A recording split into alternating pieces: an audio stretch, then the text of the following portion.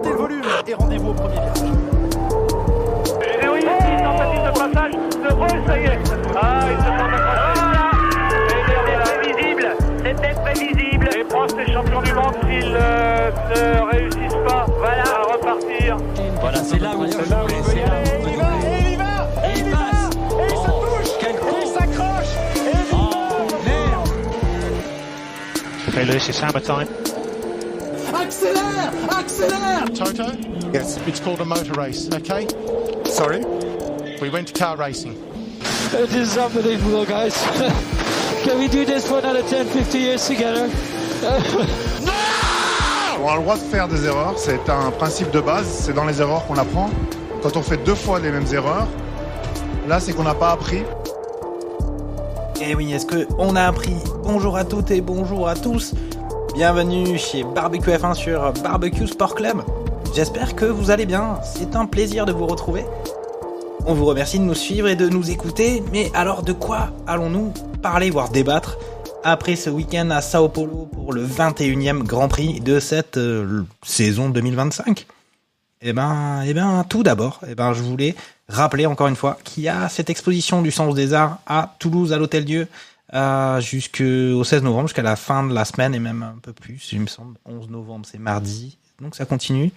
Et en tout cas, pour rappel, il s'agit d'acheter des tableaux à un prix un peu en dessous de 100 € si on les a pas encadrés. Et la vente de ces tableaux financera la recherche médicale pour les cancers pédiatriques et le bien-être des enfants hospitalisés. Donc c'est une bonne cause. On se fait plaisir avec des petits tableaux à des prix qui sont pas rien du tout, mais qui restent accessibles. Et on contribue à faire des bonnes choses. Donc c'est intéressant. Et en tout cas, c'est à Toulouse pour les auditeurs qui nous écoutent, pour ceux qui passent par hasard. En tout cas, l'Hôtel-Dieu, c'est un cadre magnifique. Et en tout cas, dans cette exposition, il y a plein d'artistes différents, plein de choses. On y trouve à boire et à manger aussi, d'après ce que j'ai entendu. Mais bon, retournons à la F1. De quoi allons-nous parler ? Lando Norris, ça y est, c'est le roi d'Interlagos, mais peut-être bientôt aussi le roi du monde, hein, parce que ça y est, il a creusé un trou à la fois sur son coéquipier Oscar Piastri et sur Max Verstappen. On va peut-être parler de Kimi Antonelli qui nous fait encore une belle course le dimanche.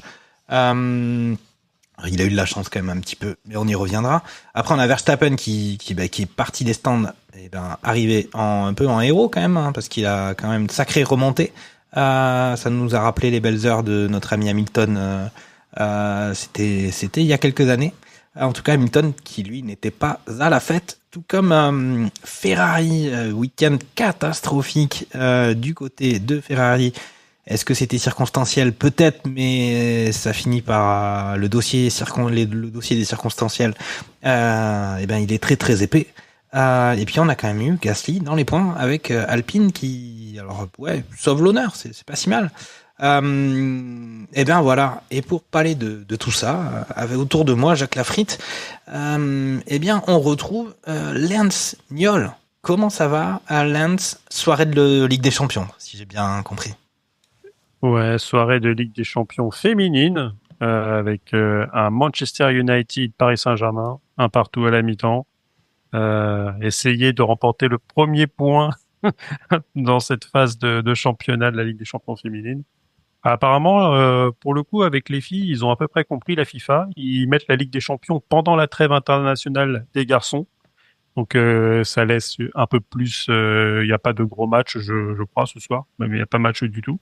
Donc ça commence demain avec. Il y a les Bleus qui jouent.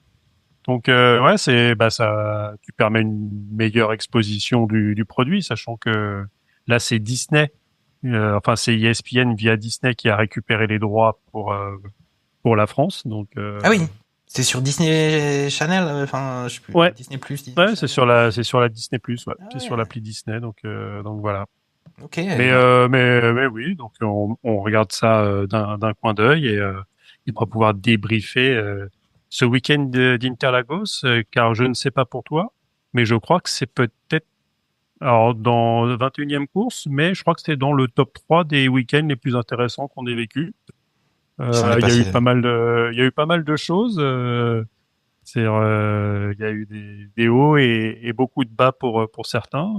C'est ça. Et de très très bas, tu as réussi à parfois à performer comme Max Verstappen qui devient le 8e pilote de l'histoire à être sur la boîte en étant parti des stands. Et c'est vrai qu'avant lui, c'était Lewis Hamilton, mais ce n'est que le 8e de l'histoire. Ouais, donc c'est vraiment quelque chose d'exceptionnel qu'il a réalisé. Mais et derrière, je pense est-ce qu'il y a encore trop de suspense sur le fait que Norris soit champion du monde là? Je pense qu'il a mis un coup de massue à tous ses copains et notamment Piastri qui le suit encore. Mais là, on touche peut-être une des questions philosophiques de la Formule 1. C'est est-ce qu'il est normal que le meilleur pilote ne soit pas couronné? Là, oui, alors après c'est toujours la question, qu'est-ce que ça veut dire être le meilleur? Voilà. Ouais, donc c'est pour ça. Maintenant c'est un peu mon cheval de bataille sur le fait que en fait il devrait y avoir un seul titre de champion du monde, c'est celui constructeur. Il couronne la meilleure voiture avec les pilotes qui la font performer. Et après, celui de pilote, c'est peut-être un truc en plus. Sacré débat, ce qu'on appelait un débat merguez. Ouais, vraiment le truc de ouf. Là. On arrête les titres individuels en sport mécanique. On fait que alors que c'est celui qui compte pour le grand public. C'est-à-dire que généralement tu retiens le titre de champion du monde pilote parce qu'on aime individualiser les choses, alors que normalement celui qui devrait compter c'est la voiture, quoi. Ok. Donc, c'est un peu ton coming out marxiste, Lance. Ensemble on va, c'est quoi, tout seul on va plus vite, mais ensemble on va plus loin. C'est ça que voulait nous dire Lance. Alors peut-être justement revenir quand même sur ce Grand Prix Interlagos. Donc on a une victoire le dimanche de Lando Norris. On l'a pas vu en fait quand tu regardes la course, on l'a pas vu. Pour être honnête, un peu comme à la belle époque de Max Verstappen, en fait on le voit pas. Il est premier devant, tranquille. Derrière lui, Kimi Antonelli. Troisième position, Max ou Verstappen. Quatrième, George Russell. Donc on peut constater qu'Antonelli a, au final, sur tout le week-end, a dominé son coéquipier George Russell. Et puis Piastri, cinquième position. On reviendra quand même longuement, je pense, sur le pourquoi il se retrouve cinquième sur cette course du dimanche, parce qu'il s'en est passé de belles. Sixième, Oliver Berman, avec la Haas largement devant lui aussi son coéquipier Ocon, qui a vraiment du mal à tenir son rang vis-à-vis de son coéquipier qui a 12 ans, je vous rappelle. Donc c'est pas facile. Lawson 7e, 8e Adjar. Donc Adjar, on avait dit sur les derniers Grands Prix qu'avec son coéquipier ça commençait un peu à s'égaliser, hein, d'une certaine façon. Il y a eu un énorme engouement. On sait que la hype veut monter vite et descendre aussi. Bon, au final ça fonctionne pour Adjar, mais c'était pas non plus incroyable, en tout cas par rapport à justement l'étalon qui est le coéquipier toujours. 9e Kick Sauber avec Nico Hülkenberg et 10e place de Piero Gasly. À noter, par exemple, un abandon de Charles Leclerc, un abandon de Lewis Hamilton, un abandon de Gabriel Bortoleto qui a fait lui aussi un week-end catastrophique à domicile, donc c'était chaud. Et puis 17e place de Tsunoda, voilà, juste pour signaler que voilà, son coéquipier part des stands, il finit sur la boîte. Tsunoda, lui, il finit 17e. Voilà sur le classement de la course. On peut peut-être rappeler ce qui s'était passé côté sprint. Et sprint, je surprends personne en disant que c'était Norris. Norris, pour le coup, talonné par notre ami Antonelli sur cette course sprint. 3e position de George Russell. Donc les Mercedes, en force. J'ai fait un lapsus, je sais pas ce que je voulais dire. Donc deux Mercedes sur le podium. 4e place de Max Verstappen. On avait un Charles Leclerc qui était 5e quand même, avec les Aston qui étaient pas si mal en début de week-end au Brésil. Alonso 6e et puis Hamilton 7e. Bon, on avait quand même les deux Ferrari dans les points et Gasly encore dans les points. C'était quand même plutôt intéressant, sachant qu'il faut quand même se rappeler sur la course sprint. Après, on passera quand même à l'analyse globale du week-end, en particulier du Grand Prix. Un carton incroyable de notre ami Bortoleto. Franchement, j'ai vu le truc en direct. C'était effroyable, incroyable de se dire que la personne, le gars, il est sorti de ta voiture et ça allait. On se disait c'est bon, il est bien. Et puis après la sprint, il n'a pas pu faire les qualifs, la voiture était endommagée, mais il était prêt à y aller. Aussi, comment c'est possible, même on sait que c'est quand même pas des Golgoth, hein, les gars, hein, mais impressionnant quand même de pouvoir y retourner. Quelques heures après. Bon, j'étais impressionné, le crash était vraiment effroyable. Je sais pas comment toi t'as vécu ça, comment t'as vu ça, Lance, mais assez ouf. Ouais. Bah, en plus, c'est un crash en double temps parce que il se prend une première fois 37G et quand la voiture s'arrête une nouvelle fois à 57. Donc en plus, c'est double effet qui se coule. C'est pas juste un coup. Le mec, il se prend un ricochet de G dans la tronche et apparemment les protocoles commotion, ça doit pas exister en Formule 1 parce que Après, il a peut-être passé, mais tu te dis je sais pas comment c'est possible. Bah après, tu peux le passer, mais bon après, je pense que peut-être que si t'avais pas été au Brésil chez lui, je sais pas s'il aurait participé à la course derrière le fait qu'il fasse un DNF aussi. C'est des circonstances de course aussi, mais peut-être il était pas fondamentalement dedans. Ok. Donc ça peut être étonnant quand tu vois que sur certains sports où certes tu te prends certaines armoires à glace de 2 mètres 130 kilos, ça peut faire mal et t'as pas le droit de faire de rugby pendant une semaine. Là tu te prends 57G, je sais pas si on se rend compte de ce que c'est quoi. C'est une accélération négative comme ça. C'est vrai que à encaisser, ça doit être monstrueux, surtout au niveau cérébral où tu te dis que après peut-être que le fait qu'il soit sorti et que le mec il marche, ça te laisse c'est bon. Déjà on peut voir qu'au niveau sécurité on a quand même fait largement des progrès parce que un tel crash il y a 20 ou 30 ans, je suis pas forcément convaincu que Bortoleto, je pense qu'il fait comme son illustre aîné brésilien, je pense pas qu'il sorte de la voiture quoi. Donc bon. Au moins, on peut louer ça. On voit quand même que sur la sécurité, aussi bien les absorptions des Tech Pro plus les fabrications des voitures avec cette espèce d'îlot central, de cette protection au niveau autour du pilote fonctionne vraiment très bien quoi. Non mais mais tu faisais un peu un lien avec le rugby là, en parlant d'armoire à glace, j'imagine que c'était le rugby ou le football américain, je sais pas. Mais c'est vrai que les deux. En rugby, ils ont le protège-dents connecté là, tu te dis le protège-dents connecté de Bortoleto. C'est pas ce qui après ça détecte un choc à la tête, mais là quand même waouh, il y a tout le choc était général mais impressionnant. Après les mecs ils sont hyper sanglés hein, déjà même au niveau de la tête quand on voit sur les virages sur certains circuits, tu te prends une vingtaine de virages dans la tronche sur 50 ou 60 tours. Enfin, tu vois qu'au niveau des cervicales, d'ailleurs, c'est une des préparations sportives au niveau des pilotes de Formule 1, c'est que tu travailles beaucoup tout ce qui est trapèze et muscles cervicaux pour que ça puisse tenir. Et pourtant, ils ont pas des coups de taureau comme au rugby. Mais ils travaillent plusieurs fois quand il y a des reportages. On les voit. C'était celui au niveau d'Adjar où on le voyait, où c'était Piero Gasly aussi. Il semblait avoir des images d'Albon. Ou Albon, ouais, tu les vois et il y a avec des élastiques, il y a du tract au niveau du cou parce que je crois même que dans F1 Movie, on voit des moments où il s'entraîne à muscler. C'est pour ça. C'est vrai que généralement, je crois que ça doit être Esteban le plus grand de la grille. Ouais. Il doit faire un 86 ou un 87, mais c'est vrai que tu prends Lewis Hamilton, il doit faire 1m70. Enfin, c'est comme des jockeys, c'est des personnes, c'est des hommes qui sont pas excessivement grands. Chez les filles, c'est pareil, même modèle encore un peu plus en dessous, il doit faire 1m60. Les jockeys, ils ont qu'un seul cheval. C'est ça. Et là, il y en a quelques milliers. Il y en a plusieurs, il y en a plus. Voilà. mais ouais, voilà, mais quand on les voit, les mecs ont une préparation sportive, c'est juste monstrueux ce qu'ils sont capables de pouvoir encaisser quoi. Donc j'ai tendance de temps en temps à les tenser en disant que par rapport à il y a quelques années, aujourd'hui c'est plus des épiciers de pneus que des pilotes de voiture.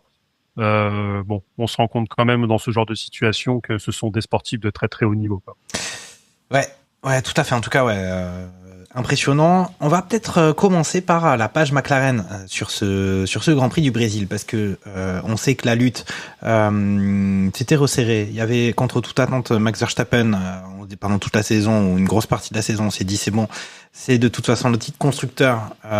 Il est pour McLaren, et pour les pilotes, il va falloir qu'ils arrivent à un peu fonctionner sans choisir ou en choisissant, on sait pas trop. Pendant le week-end, ils avaient quand même annoncé, il me semble que Stella avait annoncé que eux, ils étaient là pour la course et qu'ils n'allaient pas choisir entre les pilotes, c'était let them race, un petit peu, à leur manière. Et en fait, on a quand même la sensation forte que depuis pas mal de Grands Prix, ben c'est un peu le monde à l'envers côté McLaren. Celui qu'on appelait Iceman, il tient pas à la pression, il rate beaucoup de choses. Alors là, on va y revenir sur on va dire, cette pénalité et ce qu'on pourrait presque appeler un fait de course. Mais en tout cas, Norris est devenu super solide. Plus trop les qualifs, il gère ça. Ça a été un peu chaud pour lui pour la qualif du samedi, mais au final, il a fait le tour au bon moment pour la Q3 et il s'en est sorti avec la pole. C'était déjà la pole pour le sprint. Il a gagné le sprint. Tout ça, on a vu sans trop être inquiété, même si on avait quand même le Antonelli qui était pas loin. Ça fait pas mal de grands prix où au final il y a une forme de sérénité, ou en tout cas il a expliqué que psychologiquement il avait un peu du mal à gérer ce que ça faisait d'être dans la course pour le championnat du monde, ou même d'être tout simplement pilote de Formule 1 dans une top team. Mais là on dirait qu'il y a quelque chose qui s'est débloqué de son côté, et tout l'inverse du côté de son coéquipier, sachant qu'on peut aussi s'imaginer, et c'est pour ça que j'étends le débat, c'est que l'année prochaine, changement de réglementation. Au final, une incertitude beaucoup plus importante que cette année ou même l'année précédente pour McLaren. C'est-à-dire que, au final, toutes les équipes, toutes les écuries, elles vont partir un peu sur une feuille blanche, d'une certaine manière. Aucune garantie pour Piastri que la voiture McLaren, la voiture papaye, elle soit compétitive l'année prochaine, même si on sait quand même que ça va pas non plus, ils vont pas devenir nuls du jour au lendemain, mais quand même, être champion, ça se joue à pas grand-chose. Et là, voilà, grosse pression, il y est plus. Sachant que McLaren se défend tous les jours d'avoir fait un choix entre Norris et Piastri. Et qu'est-ce que tu en penses, toi? Je regardais vite fait pour avoir l'info. McLaren, ils sont motorisés par un moteur, c'est Mercedes. Donc finalement, et si on a l'air de dire et d'entendre que les moteurs Mercedes ont l'air d'être bien nés pour la nouvelle réglementation, et donc que ça sera plutôt une ère de moteur qu'une ère aéro comme laquelle qu'on est en train de quitter. Il pourrait quand même conserver certaines avances, même si a priori dans ce cas-là, c'est quand même le manufacturier qui de base, je dis pas qu'il se gardera les meilleurs moteurs, mais est-ce que il filera des moteurs un peu plus je vais pas dire bas de gamme non plus, faut pas abuser non plus, mais en dessous, avec pas forcément toutes les évolutions aux écuries qui sont comme Alpine, qui ont décidé de passer accord avec eux. Donc je pense pas qu'il tombe non plus en bas de grille l'année prochaine, mais c'est vrai que là, au moins celui-là, si Norris l'emporte, et a priori à 3 grands prix de la fin, même s'il y a encore un sprint, donc il y a encore pas mal de points à récupérer, faudrait que vraiment là il y ait la peur de gagner, comme peut-être celle qui a gagné Piastri, parce que tu l'as dit, là je crois que si tu comptes les sprints, il finit pas une course sur 2 depuis quelques grands prix. Donc c'est compliqué, et même quand il est fini assez loin de son coéquipier. Il avait beaucoup de points d'avance. Je pense que il y a quelques mois encore, on se disait que oui, il y avait peut-être match encore, mais qu'il avait vraiment la main sur la couronne mondiale. Là, je pense que la main, elle s'est fait couper et elle court chez la famille Adams là, mais en tout cas, elle est plus sur le trophée. On ne voit pas franchement qui pourrait embêter. Même Max, faudrait que ça soit parfait et que Norris fasse des fautes. Bon, ça a l'air quand même très très compliqué. Et j'étais assez offensif sur le cas Norris en disant que un peu trop gentil, un peu trop nice guy, gentleman driver, pour pas assez méchant en comparaison de Max et de Piastri. Bah là, le gars, il est en train de mettre tout ce qu'il faut sur la table en cette fin de saison. Et pour le coup, je pensais pas pouvoir dire ça il y a encore quelques semaines, mais s'il prend la couronne, Norris, elle sera amplement méritée. Il l'aura gagné.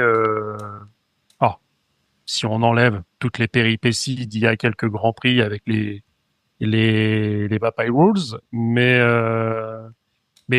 là a priori on voit pas d'avantage particulier pour un pilote ou pour l'autre, et il est en train de gagner son titre tout seul. Et dans le même temps, Piastri est en train de lui servir aussi sur un plateau, Oui. en faisant des erreurs, même si, par exemple, l'erreur qu'il y a en sprint de Piastri, on voit que 3 pilotes se sortent au même endroit.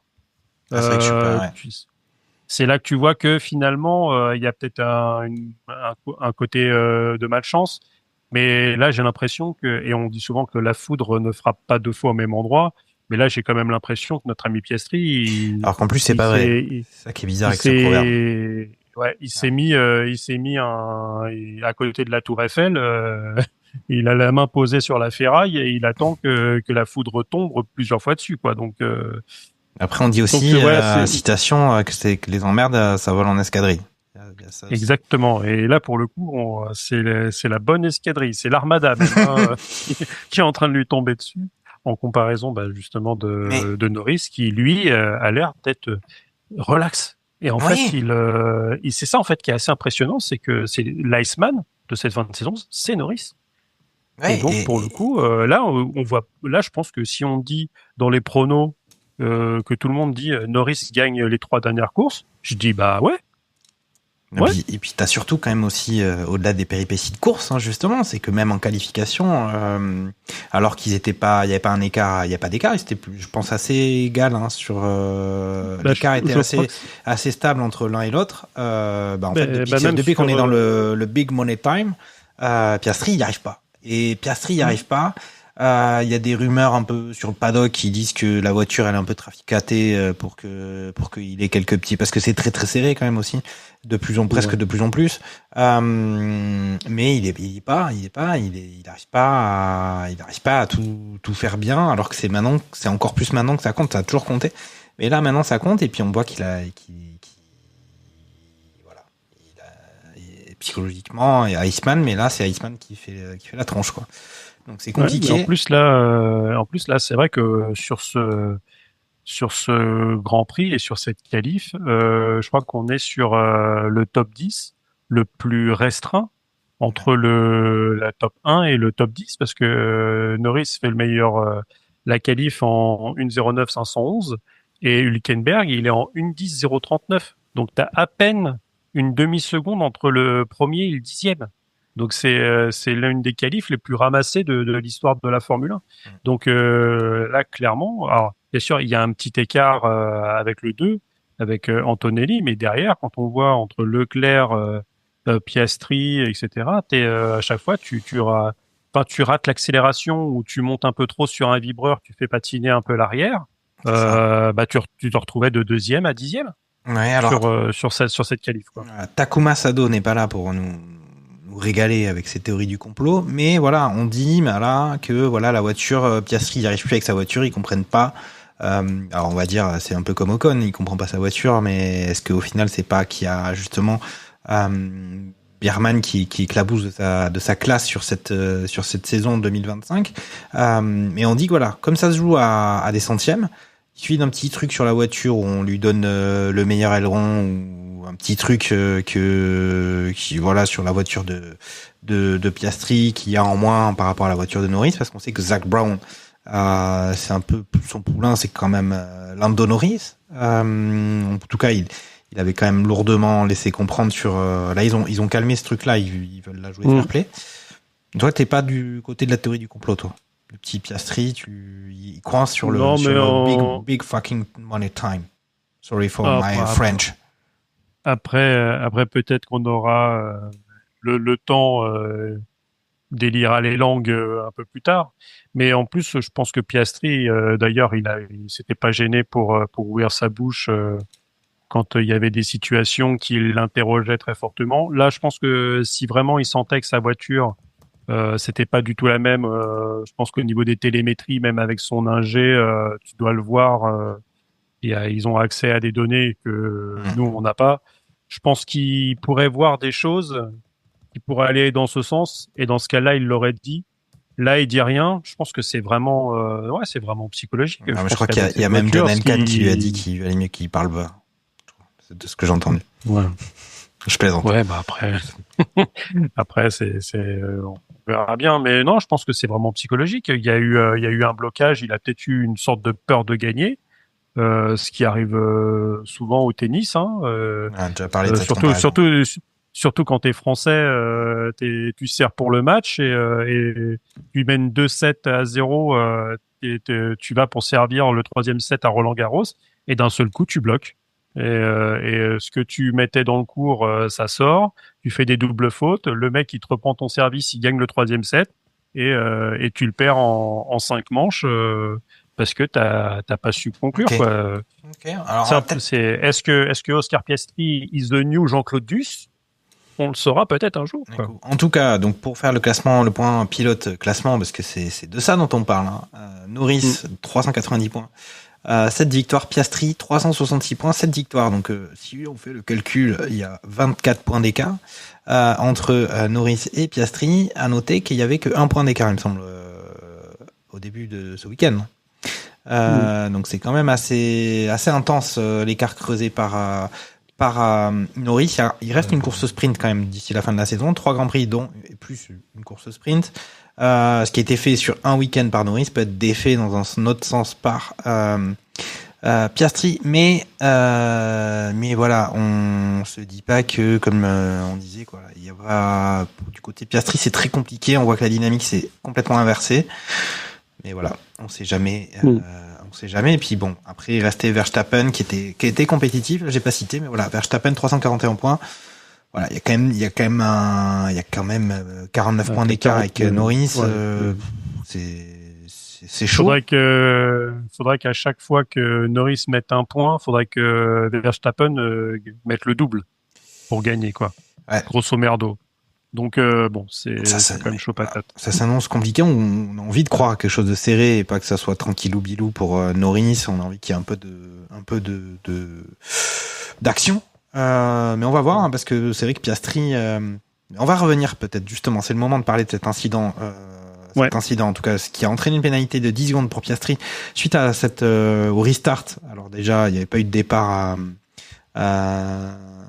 c'était une relance de course de Norris, peut-être un peu raté, on va dire, pas ouf, avec au final 3 pilotes qui arrivaient de front. C'est Antonelli qui a l'air de rater un peu son restart, ce qui fait que Leclerc et Piastri peuvent le déborder chacun de...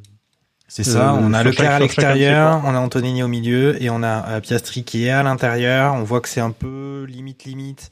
Il fait un petit blocage de roue et puis au final il y a Antonelli qui serre un petit peu, qui percute Piastri, sachant que Piastri a jamais été véritablement devant Antonelli tout de même, et Antonelli qui va percuter Leclerc, donc c'est un abandon pour Leclerc. Antonelli lui, au bout d'un moment les ingénieurs lui disent ok mon gars, finalement la voiture elle a rien, c'est cool. C'est comme ça qu'il arrive à terminer quand même deuxième cette course. Au final, Piastri a pris une pénalité de 10 secondes. C'était un peu l'événement quand même de cette course, hein, cette pénalité, parce que sans la pénalité, on peut quand même imaginer que Piastri n'aurait peut-être pas fini devant Norris, mais il aurait probablement fini en deuxième place du Grand Prix ou dans ces eaux-là. Qu'est-ce que t'en as pensé, toi? Moi, je pense que ça aurait été Verstappen à la place de Piastri. Il y avait fait de course, rien du tout. Moi, quand j'ai vu ça, je comprends pas pourquoi c'est des situations qu'on a vues quand même plusieurs fois sur les dernières saisons. Je suis pas sûr que ce soit dans ces moments-là, quand il y a justement pas eu de pénalité, qu'ils ont dit non, c'est bon, c'est un peu premier tour ou let them race. Je suis pas sûr qu'on ait dit que c'était n'importe quoi. Au contraire, c'est pas dans ces circonstances-là. Et là, 10 secondes de pénalité. Déjà, pour moi, il y a pas de pénalité. Après, on est partagé quand même, hein, sur le sujet dans la team barbecue F1. Ou alors une pénalité, mais pas du tout 10 secondes comme ça, c'est pas possible. Qu'est-ce que toi tu t'en penses? Bah, je pense qu'il y a surtout c'est qu'il se prend 10 secondes parce que Leclerc se retrouve au tas. Et en fait, normalement, tu dois juger l'incident intrinsèquement, c'est-à-dire que lui, et ne pas juger les conséquences. C'est-à-dire que normalement, si tu mets une pénalité à un gars, c'est parce qu'il a fait une mauvaise action, un mauvais dépassement, il a forcé le mec à sortir de la piste, etc. Mais là, j'ai quand même l'impression que si Leclerc n'a pas sa suspension cassée et perd pas une roue, et je pense que Piastri déjà se prend pas 10 secondes, elle peut-être 5, voire ne se prend rien du tout. Parce que justement, il passe. Antonelli au début lui laisse assez de place, mais après, tu vois qu'il referme quand même la voiture. Quand tu vois les vues d'hélico, t'as quand même la Mercedes qui veut aller récupérer le point de corde, mais en plus, où est le point de corde sur ce fameux virage numéro 1 à Interlagos, qui est vraiment très très long, qui retourne sur lui-même. Où est le point de corde là-dessus? Donc en fait, c'est vraiment très très compliqué. Il a de la place. Après, la circonstance qui va pas dans le sens de Piastri, c'est qu'il fait un blocage de roue. Donc si tu fais un blocage, ça veut dire que tu contrôles pas vraiment ta voiture. Donc mais après, je pense que Max, il fait la même. Je pense que lui, il se prend aussi 10 secondes parce que là, maintenant, il s'est vraiment fait attraper par la patrouille et que les autorités ont pas forcément envie, sauf si tu veux faire un suspense fabriqué en essayant au maximum de mettre les pilotes au plus proche les uns les autres, le plus loin dans la saison. Tu vois, à la limite, si tu veux faire une théorie du complot, ça aurait même été presque l'inverse, c'est-à-dire que t'aurais pas mis de pénalité à Piastri, comme ça il aurait été plus proche de Norris, il perd moins de points et donc ils sont plus proches au classement, donc le titre est encore jouable pour Piastri sur les choses. C'est si le Grand Prix était passé sur Disney Channel, quoi. C'est ça que tu veux dire. C'est ça.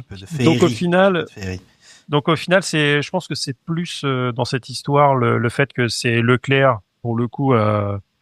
Tiens, c'est pareil. Hein, généralement, je me gêne pas pour lui envoyer quelques bastos au père Charlie.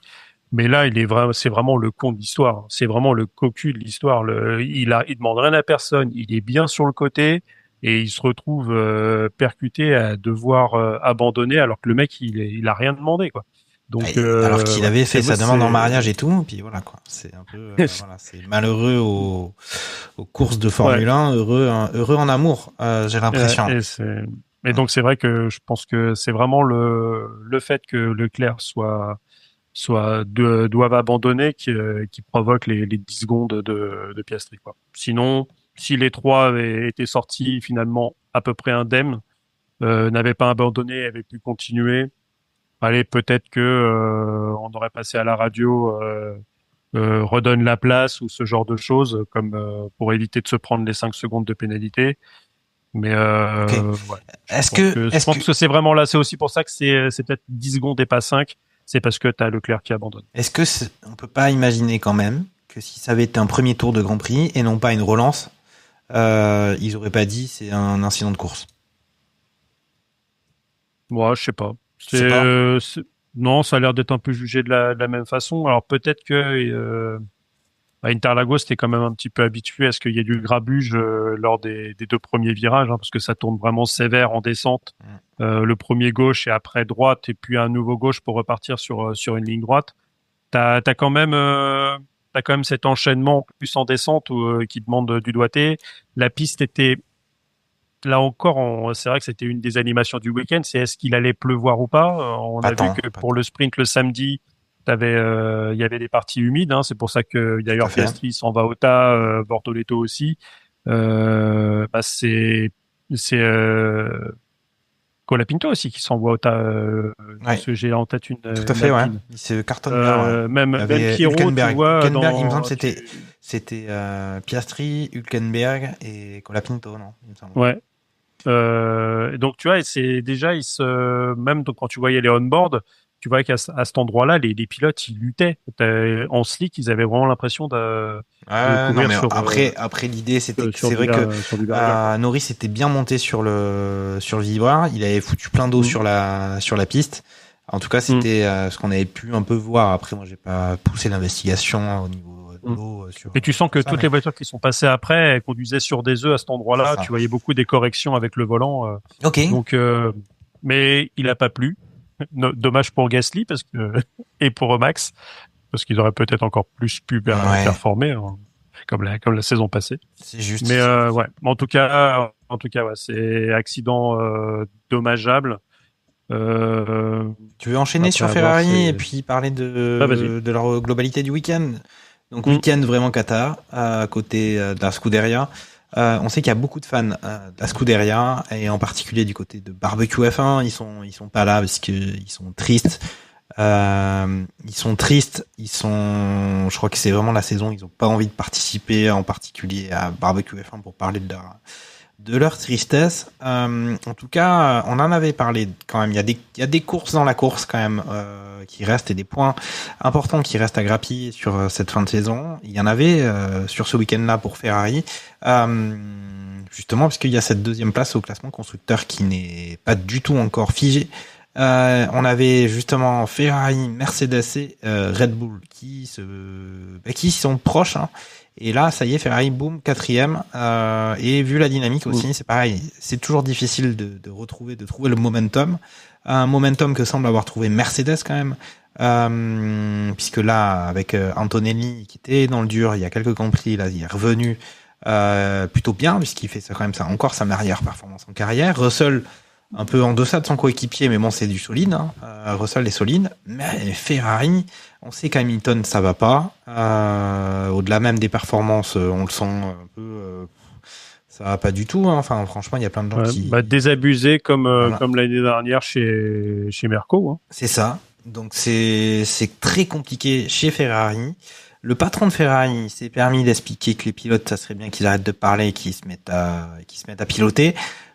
Alors, on peut considérer quand même que c'est pas forcément, oui, effectivement, les pilotes, ils parlent peut-être. Alors, peut-être que, mais bon, c'est quand même bien qu'ils s'expriment de temps en temps. Hamilton, c'est vrai qu'avec ses discours, on est souvent c'est un peu pathétique quand même, on peut le dire. Moi, j'aime beaucoup Lewis Hamilton, mais il est un peu fatigant avec ses trucs.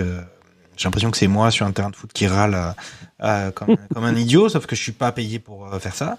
Je paye pour le terrain de Five notamment. Mais bon, Charles, lui, il avait pas trop cherché le truc. Et puis c'est pas que les pilotes. Ferrari, il y a quand même la voiture c'est difficile. On a l'impression que Charles, il en sort quand même un peu le maximum, notamment en qualification. Là, il était plutôt pas mal sur les qualifs à Interlagos. Hamilton est en dessous, mais bon, c'est pareil. On sait que ça se joue à pas grand chose. Et lui, il vient d'arriver. C'est sa première saison avec Ferrari. Qu'est-ce que t'as pensé toi de cette sortie? Est-ce que il est temps que cette saison se termine. On va espérer que ça aille mieux du côté Ferrari. On en a parlé maintes fois à dire que du côté Ferrari, tout de suite, on était plus exigeants quand on gagnait pas. C'était la crise. Donc là, ça fait quand même une crise qui dure longtemps. Du côté de Ferrari, mais que dire de ce nouveau, alors du week-end, la cata, même s'il y a eu des points, mais il y avait quand même une pénalité d'Hamilton aussi. Il y avait une pénalité d'Hamilton, non, il me semble, c'était quoi, pendant le sprint? Oui. Pendant le sprint, qui était d'ailleurs qui était mérité, celle-là aussi. Qu'est-ce que t'as pensé, toi, de Ferrari? Est-ce que voilà, c'est la cerise sur le gâteau, c'est les déclarations un peu à l'emporte-pièce carrément du président maintenant? Ouais, c'est vivement que ça se termine, hein, comme dirait l'autre. Là, je pense que ça fait aussi un petit moment qu'il y a plus forcément d'évolution sur la voiture. Tu es concentré sur 2026 parce que tu sais que tu peux plus faire grand-chose. Après, à savoir, on sait que mieux terminer au classement, c'est plus de caillasse qui rentre, de moula. Mais à l'arrivée, terminer plus loin au classement, c'est plus de temps de CFD et de soufflerie. Donc, qu'est-ce qui est le mieux pour préparer une nouvelle saison et une nouvelle réglementation? Enfin, en basket, on dirait que il pourrait faire un petit tanking pour essayer d'être au plus bas possible, essayer de récupérer un maximum d'assets. Mais après ça pour les tifosi c'est pas entendable, donc Compliqué. bon, là ils essayent de faire au mieux. C'est vrai que c'est vraiment un week-end qui est pas terrible, parce que c'est vrai que, comme tu l'as dit, à part les quelques points récupérés au sprint, c'est un 0 pointé le dimanche, pendant le même temps où tu as Antonelli qui fait P2 et Russell qui fait P4. Donc ça fait d'autant plus mal. En plus, eux aussi ont marqué des gros points en terminant P2, P3 sur La course sprint, sur ouais, la ça course compte. sprint. Ça finit par quand on est Donc, dans ces positions-là, ça compte. Ouais, et quand tu vois que tu te fais même passer par Red Bull, enfin Red Bull, on devrait dire Max Verstappen, au championnat du monde Max constructeur. Verstappen Bull. C'est ça, donc ça fait d'autant plus mal peut-être à la Scuderia. Bon, après, faudrait pas non plus que ça termine trop en eau de boudin, parce que je suis pas forcément sûr qu'on reverra Fred Vasseur à la tête de Ferrari l'année prochaine si ça termine totalement en roue libre, quoi. Donc et que tu termines 4e, alors que t'as occupé la 2e place pendant très longtemps, et avec un duo de pilotes. Normalement, sur le papier, tu dois même jouer la gagne, même si après la voiture, la McLaren cette année, déjà fin de l'année dernière, c'est plus cette année, c'était la meilleure voiture. Donc, t'essayes de combattre avec tes armes, mais là, au moins, t'essayes de figurer par rapport à d'être les meilleurs des autres, on va dire. Et là, bah, en fait, ils sont les moins bons des poursuivants, parce que derrière, à la 5e place, on retrouve Williams qui a 111 points. Donc, autant dire que c'est un no man's land qu'il y a entre les 4 premiers et les 6 autres écuries. Donc, ouais, finalement, ça ternit quand même pas mal le tableau. Ouais, alors peut-être rappeler classement constructeur, McLaren ça en parlait, mais on a quand même Mercedes 398 points, Red Bull 366, donc ils sont quand même déjà à 32 points, et Ferrari 4 points derrière Red Bull maintenant, donc l'écart avec Mercedes c'est bon, il est là. Après on peut s'imaginer que on sait jamais ce qui peut se passer, contre toute attente, oui, contre toute attente c'est possible. Après on est quand même dans un sport mécanique un peu industriel, si du jour au lendemain sur les 3 grands prix de la saison Ferrari se met à, je sais pas, Hamilton il se met à tout d'un coup être performant autant que son coéquipier, à monter sur la petite boîte et Ferrari gagner, bon voilà, il n'y a pas de raison d'y croire plus maintenant que sur les 21 Grands Prix précédents. C'est très compliqué. Et effectivement, il y avait eu toutes les polémiques concernant Vasseur avec la presse italienne qui lui était tombée dessus. Il avait été renouvelé, prolongé. Et là, c'est vrai que c'est difficile. Alors après, effectivement, le problème, c'est que, comme on dit, les emmerdes à voir en escadrille, il y a Hamilton qui est en difficulté, et en plus des faits de course qui sont préjudiciables pour Charles. Ok, est-ce que tu as envie de parler un peu de Mercedes et d'Antonelli? Gros regain côté Mercedes quand même depuis quelques Grands Prix. Très compétitifs, ils sont largement, c'est un peu derrière McLaren, ils sont quand même très performants. Abstraction de l'OVNI Verstappen, mais Antonelli qui était au fond du saut là, il a quand même été très bon sur ce week-end du Brésil. Est-ce que tu as envie d'ajouter un truc en particulier? On avait dit voilà, les Mercedes, il faut qu'il fasse froid, on sait pas trop comment ça marche, il y a des questions de température, eux-mêmes ils savent pas trop. En plus il y a Las Vegas qui arrive. Voilà, belle fin de saison côté des Flèches d'Argent. Exactement, et surtout où on voyait que vraiment Russell dominait. Là, c'est vraiment plus le cas sur quelques courses. Alors il y a une théorie un peu complot merguez qui tourne avec Antonelli. Je sais pas si tu as entendu, mais apparemment il prendrait, alors je sais pas si c'est une boisson ou un complément alimentaire qui est autorisé dans certains pays et interdite dans d'autres. Et en fait, bizarrement, dans tous les, et en fait, apparemment, dans tous les, ça serait, je crois, c'est du dioxyde de tungstène que contient la boisson, un truc comme ça. Et en fait, ce qui est assez rigolo, c'est que, alors, je pense que c'est juste une corrélation. J'espère que ça tient pas de ça. Ou alors, peut-être que pour lui, ça a un effet homéopathique, j'en sais rien. Mais en fait, dans tous les grands prix où c'est autorisé, Antonelli a performé. Et dans les pays où c'est pas autorisé, notamment en Europe, ils se plantent. où il fait maximum, il fait soit il ne termine pas les courses, soit il fait P9 ou P10 sur 2 courses. Et en fait, Attends, mais c'est pas un truc genre équivalent à l'histoire de la casquette de Verstappen à l'époque où quand il avait la casquette plate là, c'était bon signe. Quand elle était courbée, à chaque fois il ratait le Grand Prix, le week-end de Grand Prix. C'est pas, on n'est pas dans quelque chose d'équivalent. On peut être, mais je pense que tu vois, ça peut être sur ce genre de truc, je te dis, un complément alimentaire ou une boisson. Je vois oxyde de tungstène. Je suis sur l'article qui a marqué compte parmi les catalyseurs utilisés par l'industrie pétrolière et la réduction catalytique sélective dans les gaz d'échappement des centrales électriques. Qu'est-ce que c'est en que fait, cette après, non, mais c'est pour ça, c'est le genre de truc où tu sais, on dit qu'il y en a il y en a dans la canette histoire de donner du truc. En fait, c'est un truc homéopathique, quoi. Mais Il n'y a pas de réponse. mais alors après, est-ce que y a rien. Non, mais c'est pour ça. Je te dis, c'est un dioxyde, mais je sais plus si c'est tungstène ou autre chose. Ah, je plaisante. Et non, mais c'est pour ça, c'est le genre de truc. C'est pour ça, je disais, j'avais introduit en disant que c'était théorie merguez, complot à la noix, quoi. Mais c'est vrai que c'est pour ça que je disais que c'était une corrélation et pas une causalité, hein, parce qu'on rappellera qu'il y a une différence entre les deux. D'ailleurs, il y a un site qui te permet de faire coïncider des graphes et de faire des corrélations entre des trucs qui n'ont absolument rien à voir. Ça s'appelle CNews, non? CNews.com? C'est pas ça? C'est possible. C'est sur Internet. J'ai plus le nom du site, mais c'était excellent. Du style, c'est que t'as des courbes qui se ressemblent en disant l'augmentation du prix des slips aux États-Unis entre 1950 et 1970, et en même temps les prix du baril de pétrole.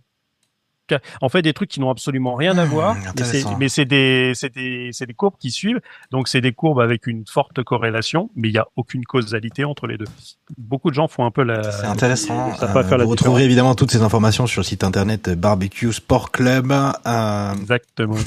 et donc, tu vois, je pense qu'on est typiquement dans de la vraie corrélation. Alors, c'est possible que le mec, il boive un truc et il a l'impression que ça lui fait de l'énergie, comme les gens qui pensent que certaines boissons avec un taureau et des ailes leur permettent de tenir éveillé, alors que peut-être qu'au bout d'un moment, quand à force d'en boire, ça fait plus aucun effet. Mais vu que t'as bu une canette, t'as l'impression que ça fait de l'effet. Pourquoi Roselyne Bachelot, elle avait interdit le Red Bull si ça n'avait aucun effet? Réfléchissez-y, s'il vous plaît, chers auditeurs. Ok, alors Mercedes c'était pas mal, on a fait Ferrari, McLaren. Est-ce que il y a des choses que tu veux ajouter? On avait vu quoi? On a vu des points pour Alpine. On a vu quoi d'autre? Qu'est-ce qu'on a vu? Prolongation. On a quand même vu un super max. Oui, tu vois même Pardon, excusez-moi, j'allais vite en besogne parce qu'effectivement c'est un peu the elephant in the room. Non, mais c'est pour ça, c'est que finalement, rapidement sur Max, on l'a dit, hein, c'est quand même seulement le 8e pilote en partant des stands, parce que ça a été quand même assez bizarre. Il fait quand même une bonne qualif et une bonne sprint, et il est éliminé en Q1. Je crois que c'est la première fois de sa carrière, hors incident sur la voiture, incident technique sur la voiture. C'est la première fois qu'il se faisait éliminer en Q1 de sa carrière. Première fois depuis 2009, alors que Max Verstappen a 22 ans. Donc, je vous laisse faire le calcul. C'est assez exceptionnel ce qui s'est passé. C'est ça. Donc derrière, ça a changé pas mal de pièces. Ça a changé le moteur fermé. Voilà. Donc, ce qui donne aussi des indications à une possible bonne performance de la Red Bull pour Las Vegas. Comme ça, petit tips pour ceux qui veulent faire des pronostics, notamment chez Barbecue. Hein. C'est pour Bibi, c'est Bibi qui régale. Donc si vous mettez Verstappen premier à Las Vegas, ça peut être pas mal. Donc finalement, une belle remontée. Sachant que tu omets de dire quand même qu'il a une crevaison. En plus de ça. C'est ça, c'est et il profite aussi des safety cars et de la virtual safety car qui tombe au moment parce qu'apparemment il aurait une crevaison lente qui doit l'obliger à changer. Donc il est déjà sur un changement assez prématuré. Et là tu te dis, est-ce que finalement Red Bull a été un peu frileux en le faisant s'arrêter, en se collant sur Norris, parce que c'est vrai que j'ai exactement eu la même réaction que Grosjean ou même Julien Febvre quand pendant la course, quand on voit rentrer Max, on fait oh non. Oui. On avait l'impression que le gars il pouvait continuer, et s'il était devant, tu dis et pourquoi pas, et peut-être que il aurait il aurait pu défendre alors sur cette très longue ligne droite, avec en plus ces 2 derniers virages avant la ligne droite de l'arrivée, un peu en courbe montée, qui permet de bien se placer et de prendre l'aspiration. Donc en plus McLaren plus DRS plus aspiration. Normalement, il n'aurait pas forcément pu tenir beaucoup, mais au moins tu te dis il y avait peut-être moyen d'aller chercher un peu plus, et tu sors peut-être un peu frustré. Pas la même frustration qu'au Mexique où la virtual safety car nous ruine les 2 derniers tours. Ouais. Là, il est pas loin de refaire la même sur Antonelli. Antonelli, c'est l'entraîneur de football. Antonelli. C'est pas tout à fait le même âge. Ouais, et tu dis que c'est pareil, il va croquer Antonelli, et pour le coup, Kimi, mais c'est vrai qu'il a bien défendu, quoi. Et puis même les audios, les radios qu'on a écoutées entre son ingénieur et lui, c'était marrant parce qu'il disait, vas-y, maintenant il faut faire gaffe aux pneus et tout, machin. T'as Verstappen, il dit, ouais, c'est bon, on est là pour, si c'est pas maintenant qu'on essaie de s'envoyer, quand est-ce qu'on va le faire? Et puis après, quand il fait son arrêt, et puis il prend les softs, et il a plein de tours à faire avec ses softs à la fin, et il y va quand même. Ouais. Et alors que donc c'était assez chouette, hein. Puis puis bon, c'est vrai que de toute façon les qualificatifs manquent quand même pour décrire cette saison pour du côté de Max Verstappen. On savait qu'il était incroyable, hein. Là vraiment c'est ouf. Et son coéquipier Tsunoda, c'est pareil. Bon là on parle de ce qui est bien côté Red Bull, mais Tsunoda, le mec qui est censé défendre son baquet pour la saison prochaine. Alors on sait que c'est un baquet maudit. On sait que c'est difficile, mais en plus lui c'est pareil. Il prend sa pénalité de 10 secondes qui est mal respectée dans les. Alors j'ai pas vu des images, je sais même pas d'où ça vient, qu'ils ont pas réussi à la servir correctement. Mais c'est pareil, lui s'il voulait faire plus mal. En tout cas, après, on sait que c'est difficile, hein, je dis pas. En tout cas, ça se passe très mal pour lui. Sachant que on a quand même lui qui finit dernier, tandis que ses adversaires du côté de Racing Bulls sont dans les points 7 et 8, même si c'est moins folichon que ça n'était. Tsunoda, voilà, on sait qu'il y a des intérêts, tout comme d'ailleurs Colapinto côté Alpine, qui a été prolongé pour la saison prochaine. Alors franchement, contre toute attente, hein, parce que c'est compliqué. On annonce la prolongation, il se cartouche le course sprint là, alors que le principal grief d'Briatore, c'est qu'il cassait les voitures. Le mec, il le signe, le communiqué de presse, il est incroyable du côté Briatore. Ça me fait penser à quand, je sais pas si vous avez vu la saison de Drive to Survive, les interviews de Briatore. Le mec, en plus, ils en jouent, genre c'est un peu le gros mafioso du truc. Il est pas du tout de confiance, c'est un serpent. Et là, je l'imaginais rédiger le communiqué de presse en disant on a bien étudié la situation, c'est vraiment le gars qu'il nous faut pour l'année prochaine. Et là, 24 heures plus tard, le mec il cartonne, et puis il était pas, encore une fois, il était en difficulté. Mais Tsunoda, ouais, c'est vrai que c'est dommage, hein, parce qu'on avait senti un petit regain, on s'était emballé, on s'était dit mais en plus qui était justement dans son écurie le connaît, il saura appuyer sur les bons boutons pour que ça fonctionne. Et puis malheureusement, non, pas du tout. Les qualifs, ça va pas. La course, ça va pas. Et puis effectivement, quand on est dans le dur, les difficultés s'accumulent. Voilà. Est-ce que tu as quelque chose à ajouter? Là, c'est typiquement sur ce genre de choses où tu te dis que c'est un baquet maudit, la deuxième voiture chez Red Bull. Tu vois, finalement, s'il n'y avait que le titre constructeur et qu'il n'y avait pas un autre titre pilote ou du meilleur mec qui visse le plus rapidement la roue sur la voiture lors d'un changement, et ben justement tu ferais attention à ça. Tu ferais attention à développer une voiture pour les deux pilotes et pas pour un seul. Donc tu pourrais avoir un deuxième pilote qui joue un peu plus quelque chose.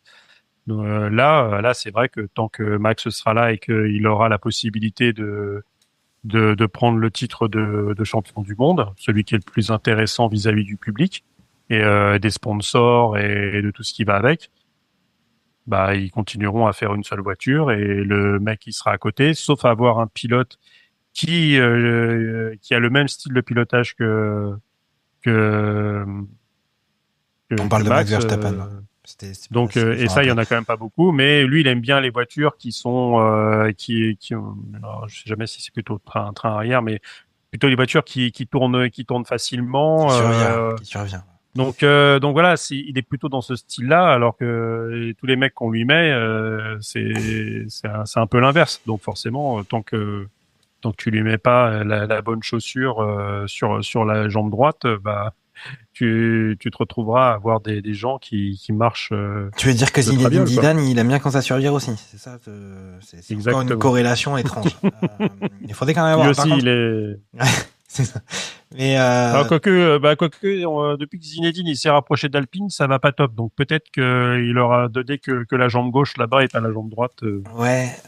En tout cas, il faudrait qu'on aille voir Data Room quand même du côté de Red Bull, parce que cet écart entre coéquipiers, il est quand même stratosphérique, puisque quand même donc 366 points à côté de nos amis de Red Bull, Verstappen 341 points. Donc on fait le calcul.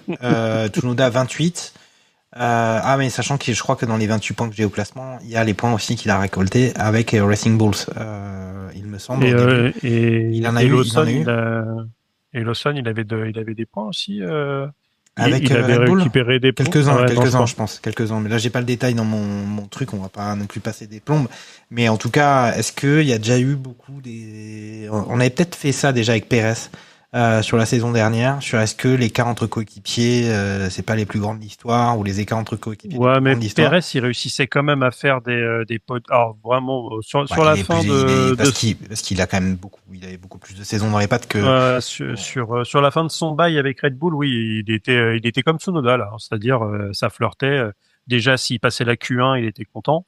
Mais pour le coup, sur les premiers temps chez Red Bull, il a quand même gagné des grands prix. On s'est même posé un moment la question où, notamment avec sa victoire à Monaco, le roi des circuits urbains. C'est ça. Voilà, le roi des circuits urbains. On se posait la question, c'est est-ce qu'il peut rivaliser avec Max dans cette Red Bull surpuissante. On s'emballe vite. Et après, on a l'impression qu'ils ont été là sur pareil. Tu pars dans la théorie du complot. Est-ce qu'ils ont développé la voiture pour Max pour définitivement enterrer Pérez et aller vraiment dans le sens de Max pour gagner ce titre. On le saura jamais, mais peut-être que lui en est persuadé. Je pense. Si tu demandes à Pérez et qu'il écrit un livre, il te dira que ils lui ont pas facilité les choses. C'est pas déconnant de penser ça en tout cas. Ouais. Ok, alors peut-être c'est maintenant qu'on parle on a le droit de parler d'Alpine quand même un petit peu, Lance. Allez, attends, 2 points, ça se fête, hein. 2 points, ça se fait, ça faisait longtemps. J'ai déjà abordé le fait qu'ils avaient annoncé que c'était Colapinto en 2025. Il reste pas beaucoup d'incertitudes sur la grille, en tout cas côté pilote.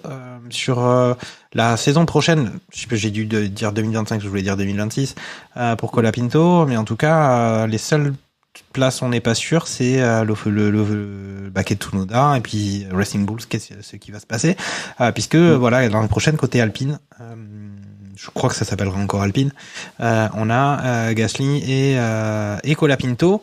Voilà, tout d'un coup Alpine retrouve de la performance du côté d'Interlagos. Oui, il y a une grande ligne droite, mais c'est pas forcément un circuit pour les gros moteurs. On sait que Alpine, ils sont en difficulté de ce côté-là. C'est un peu ça qui les met dedans depuis quelques saisons. On verra ce que ça dit l'année prochaine avec ce que Lance a comme info concernant le moteur Mercedes. Je vous rappelle qu'il a des infos de première bourre sur le moteur de fusée Mercedes, sachant que il veut pas trop divulguer parce que ce serait obligé de trahir sa source. Mais en tout cas, ça faisait plaisir à voir. On sait que ils sont dans le dur. On sait que Gasly, il arrive quand même à garder son sang-froid, et justement, Elkan ne peut pas dire que il parle beaucoup, parce que je trouve franchement, il en a. C'est difficile, parce que même avec Ocon qui part du côté As, on se dit c'est pas forcément un très bon choix. Il est très loin d'aller dans une top écurie. As, c'est plutôt nul. Et puis le début de saison lui donnait raison. Ocon est dans le dur avec vis-à-vis de son coéquipier surtout. As, c'est plus compétitif qu'Alpine. Donc Gasly, il mange son pain noir, ça fait toujours du bien, marquer des points. du côté d'Alpine. Quand même. Hein? Non, Lance. Bah, là, quand tu te rends compte qu'avec 2 points, ils ont engrangé 10% de leur total de la saison, ça te laisse juste rêveur parce que là, ils sont passés de 20 à 22. Donc, autant dire que pour le coup, ils sont vraiment très très loin de la 9e place, tel les Kick Sauber qui sont à 62 points. Pour le coup, t'as un truc intéressant entre de Racing Bull qui a 82 jusqu'à Kick Sauber qui en a 62. Alors même si ce sont des écuries où on a l'impression que 20 points en 3 Grands Prix, ça a l'air d'être énorme parce que c'est des écuries qui sont plus.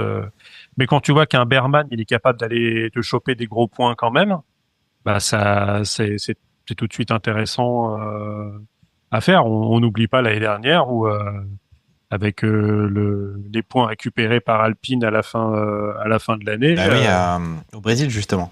Mais voilà, là, ça a permis de corriger pas mal de choses. Mais là, s'il gagne 3 Grands Prix, voilà, ça fait presque 100 points. Ils peuvent peut-être jouer la 6e place. Hein. Ça serait ouf. Mais il faut gagner, quoi.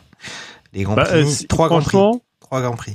Même si sur les paris sportifs, il faut toujours faire attention, hein, bien sûr. Mais si tu mets 10 € et que tu mets Piero Gasti qui gagne les 3 derniers Grands Prix plus la sprint, je pense que tu peux emmener madame au soleil pendant quelques semaines. Hein, ouais. Mais bon, après, voilà, quoi. Quand la cote est comme ça, c'est que c'est pas très probable. C'est ça le truc. Non, je pense pas. Si déjà Piero ou encore moins Colin Pinto, mais on peut trouver des corrélations sur la durée de séjour au soleil, mais à mon avis. C'est ça. Franchement, si déjà il peut aller récupérer quelques points, faire même une P9, une P10 sur les 3 derniers Grands Prix, ça sera un beau baroud d'honneur du moteur Alpine avant d'aller voir la Deutsche Qualität, quoi. Ok. Bon, ben, je pense qu'on va peut-être en rester là concernant ce Grand Prix du Brésil. Et on va peut-être passer tout de suite au pronostic parce que ce profil, pas ce week-end, mais le week-end prochain, ce Grand Prix de Las Vegas. Voilà, un Grand Prix que je sais pas si. Enfin, voilà, c'est la 3e édition, sauf erreur de ma part, de ce Grand Prix de Las Vegas. Voilà, on s'était rappelé de la grosse boule avec la grosse boule télévisuelle de ce Grand Prix, la ligne droite avec les plaques d'égout qui se soulèvent sous la monoplace de Carlos Sainz. De quoi va-t-on se rappeler de ce Grand Prix de Las Vegas en 2025? Ben déjà, on va partir des points de départ que l'année dernière, c'était Russell qui l'avait emporté, suivi de Hamilton. Donc attention quand même, assez remarquable côté Mercedes, et 3e position de notre ami Carlos Sainz, un peu plus en difficulté avec Williams ces derniers temps. Que pensez de ça? Voilà, Grand Prix peut-être Mercedes, peut-être voilà. Qu'est-ce que t'en penses, Lance? Bah moi j'avais donné un petit tips tout à l'heure en disant qu'avec son nouveau bloc moteur, la fusée Red Bull serait quand même peut-être bien placée pour sur ce circuit où au final on n'est pas sur un rectangle, mais pas bien loin, avec quelques gros virages à 90, mais sinon, c'est des pistes d'atterrissage pour avion, hein, en général. T'as des belles lignes droites. Alors, c'est pas la ligne droite de Bakou non plus, mais bon, t'as quand même de quoi envoyer. Tu dois être en pleine charge 80% du temps sur le circuit, et encore, je suis peut-être moins 10 ans. Donc là, ça va être les ailerons arrière sont des lames de rasoir, les ailerons avant, il y en aura quasiment pas. Donc là, ça va vraiment être tu vas envoyer la sauce, et généralement, tu vois, ça serait pas idiot de retrouver les Williams bien placés comme d'habitude quand c'est ce style de circuit. Mais de là à ce qu'ils aillent récupérer les points, même si Sainz maintenant, qui a fait P3 les dernières, il est chez Williams, ça a l'air d'être un peu quand même en retrait. On va être sur une course de nuit aussi. On se souvient quand même quand il y avait eu les problèmes avec les plaques d'égout, où ça tournait à 1 ou 2 heures du matin, où il faisait 10 degrés. Donc autant dire que pour chauffer les pneus, c'était compliqué. Donc on verra bien, mais ouais, je vois quand même peut-être Max essayer de remettre un petit peu la pression. Ok. Et mais derrière, comme on disait tout à l'heure, je pense que Norris, là, il est dans un état d'esprit où on a l'impression qu'il n'y a pas grand-chose qui peut l'atteindre. Il a une confiance en lui et ça devrait bien se passer pour lui. Donc, moi, si je devais mettre je mettrais un Piast, Oula. un Verstappen, Norris et un Leclerc en 3. Ah oui. Ok. Leclerc quand même sur le podium. Ok. Très bien. Ouais. Alors moi j'annonce. Ouais, parce que je pense que c'est le genre de truc qui peut bien aller au Ferrari ou en plus en guise un peu de baroud d'honneur, même aussi pour quand tu sors d'un week-end aussi frustrant, t'as quand même envie d'essayer de rebondir, surtout si c'est pas de ton fait, quoi. Où là t'as vraiment envie de remettre un peu les pendules à l'heure. Donc Ok. Ben moi j'annonce une victoire de George Russell. Parce que là c'est bon. Après ces grands prix avec Antonelli qui lui fait presque de l'ombre, j'ai pas lu entièrement parce que bon, les interviews de pilotes c'est pas non plus, ça peut être intéressant, mais bon, Antonelli qui disait que ses dernières performances avaient un peu fait évoluer sa relation avec George Russell, donc tout de suite ça y est. Je pense qu'il est pique à vif. Et là à Las Vegas, c'est le retour de George. Sur un endroit où il est performant, où la Mercedes est performante. Deuxième position de Max Verstappen, troisième position de Lando Norris. Je le vois comme ça, Verstappen qui est chaud, mais quand même qui va devoir s'incliner devant la Mercedes. Il est chaud devant Norris, voilà, ça sera 2-3, et puis de toute façon ça sera plié pour le titre de petit pilote. Bon, après tant que c'est pas fini, tant que le drapeau damier n'est pas sorti, ça sera pas fini, mais bon, avec peu d'écart entre les deux et deux grands prix qui restent à mon avis. Ça va en rester là. Ok. Voilà. Est-ce que tu veux ajouter quelque chose? Une actualité côté Barbecue Sport Club, je ne sais pas, un truc que tu as envie de partager ou on va couper les micros? non, c'est au niveau du foot, c'est la trêve internationale, donc on sera quand même là lundi prochain. On fera un petit point, bien sûr, sur les qualités des différents pays, avec des focus notamment sur les barrages africains.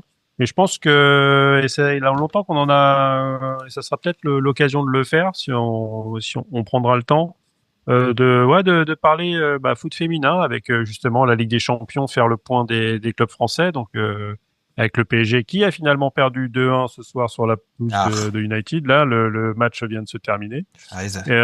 Du Paris FC qui est pas forcément bien engagé non plus. Et pour le coup, un des clubs qu'on attend minimum dans le dernier carré, les Lionesses de Lyon, parce que c'est un peu comme une franchise américaine, hein, c'est pas l'OL féminin, c'est les Lionesses. Et faire aussi un point sur la D1 Arkema pour voir que ça se passe assez bien pour Lyon aussi de ce côté-là. Donc on fera un petit point foot féminin aussi, on en profitera. Ouais, après il y a aussi l'équipe de France, il me semble, qui a fait sa Ligue des Nations où ils ont perdu contre l'Allemagne. Non, on avait gagné contre l'Allemagne. Les filles. Les filles, pardon. Ouais, tout à fait. C'est les garçons à eux avaient gagné la troisième place contre l'Allemagne justement. Pas en 82 et pas en 86, Monsieur Niol, s'il vous plaît. C'est ça. Ok. Et à l'époque les Schumacher aussi ça allait tout droit sur. C'était gros carton 92G sur Battiston et puis la FIA qui était complètement dans les choux encore à ce moment-là. Exactement. Ok. Let them race déjà. C'était Let them race. Et sur ces belles paroles, on va en rester là et puis on va se retrouver après ce Grand Prix de Las Vegas. Salut à tous. Ciao ciao.